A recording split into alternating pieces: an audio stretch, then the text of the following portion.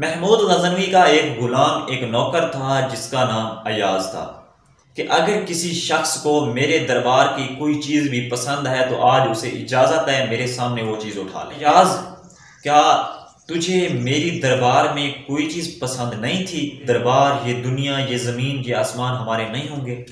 बिस्मिल्लाहिर्रहमानिर्रहीम। अस्सलामु अलैकुम वरहमतुल्लाहि वबरकातुहू। आप देख रहे हैं मेरा चैनल उस्मान रशीद खान और मैं हूं आपका मेज़बान उस्मान रशीद। आज एक नए मौजू के साथ और एक अच्छे मौजू के साथ आपके यहाँ हाजिर हूं।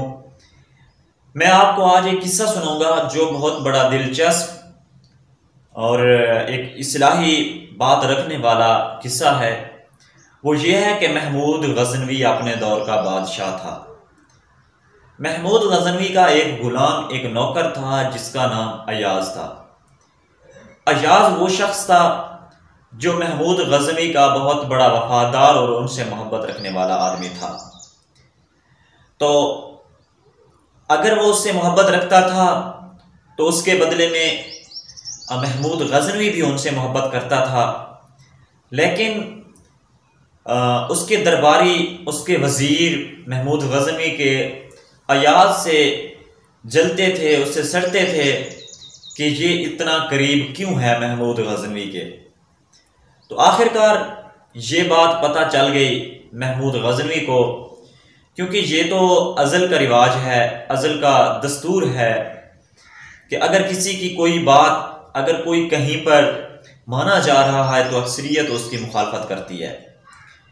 तो जब ये बात महमूद गजनवी को पता चली कि अयाज से लोग जलते हैं, सड़ते हैं इस वजह से क्योंकि वो मेरे करीब है, वो मेरे से मोहब्बत रखता है और मैं उससे मोहब्बत रखता हूँ, तो उसने एक दिन दरबारियों को बुला लिया और वजीरों को बुला लिया।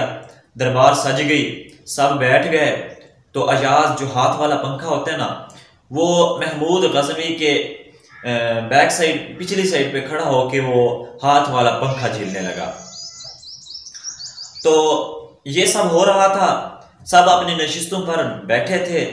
तो महमूद गजनवी ने कहा, शुरुआत इन्हीं अल्फाज से की कि अगर किसी शख्स को मेरे दरबार की कोई चीज़ भी पसंद है तो आज उसे इजाज़त है मेरे सामने वो चीज़ उठा ले। तो सब ने कहा कि भाई आज तो मौजें लग गई, क्योंकि जो लोग दुनियावी गर्ज रखते हैं तो उनकी नज़रें होती हैं कि ये चीज़ भी मेरी हो जाए, ये भी मेरी हो जाए। तो उन वजीरों मशीरों की नज़र पहले से होती थी भाई ये चीज़ बड़ी मुझे पसंद है, ये कभी ना कभी मैं उठाऊंगा, इस तरह करूंगा, ये वो मेरी होनी चाहिए। तो जब इजाज़त मिल गई महमूद गजनवी की तो तब तो छक्के ही लग गए, भाग ही खुल गए। तो उन्होंने सब उठ गए और अपनी अपनी चीज़ें उठाने लगे जो जो जिसको पसंद था। लेकिन अयाज उसी तरह अपना पंखा झेलता रहा, खड़ा रहा, अपनी जगह पर मुंजमद रहा। तो ये सब वाकया महमूद गजनवी अपनी आंखों से देख रहा था और सब वजीर भी ये सब चीज़ देख रहे थे कि अयाज ने कोई चीज़ नहीं उठाई और एक ही जगह खड़ा है। तो दिल ही दिल में कह रहे थे कि यार कितना पागल इंसान है, आज तो मौका है, आज तो बादशाह सलामत ने खुद ही इजाज़त दी है अपने मुंह से, हमने तो मांगा ही नहीं, उन्होंने खुद से इजाज़त दे दी, आज तो उठाने का वक्त है, उठा ले यार कोई। तो सब जो लोग थे, सब जो चीज़ें उठानी थी वो उठा के अपनी अपनी नशिस्तों पर दोबारा बैठ गए। लेकिन अयाज टस से मस ना हुआ, अपनी जगह पर खड़ा रहा।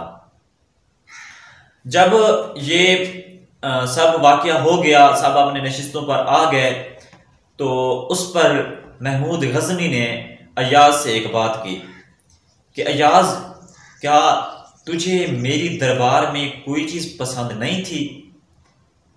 तो इस पर अयाज ने मासूमाना एक जवाब दिया। उसने कहा कि ये पूरा दरबार ही मेरी पसंद है और मैं इस दरबार के बादशाह को पसंद करता हूँ और मैं उसी दरबार के अंदर खड़ा हूँ।